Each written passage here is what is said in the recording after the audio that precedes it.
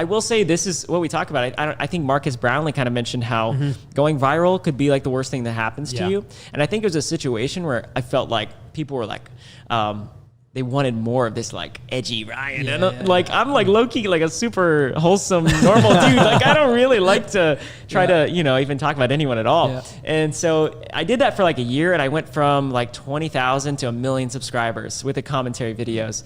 And it's crazy because I remember sitting in my office and I was about to film another one, and I was like, I can't do this. I don't want to just sit in my office and critique people as my life.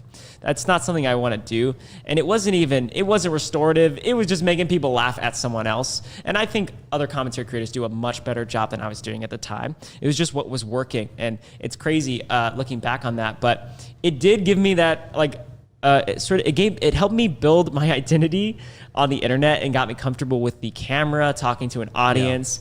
And ultimately, I pivoted away, and that's my story. And that's like how I got started. And I think it's all about like, okay, yeah, how do you get started? But then what do you do afterwards? And what is your legacy? Like how, like you come to a 10-year career, and it's a mosaic. It's just constant pivots for me, and we'll see where it lands. But yeah, that was my story, and that's how I got started. I feel like that story is a lot more common than maybe the advice that's given a lot about how you need to pick one format and stick with it. And that's what audiences want. Audiences want the same thing every single time. But if you look at every creator story, most likely, like they are not doing the format they started with, Exactly. Which is inspiring that like you can change in this career, even though it's all publicly documented. Totally, yeah. Right? That's like what's you can crazy. continue to change. Yeah, it's always being observed. And I think that's why it's hard to pivot sometimes, because like you're putting yourself out on a limb if you try something new and then it flops, and it's like, oh, everyone's like, what the heck is this dude doing? Who's he trying to be? Like, you're just like, sorry.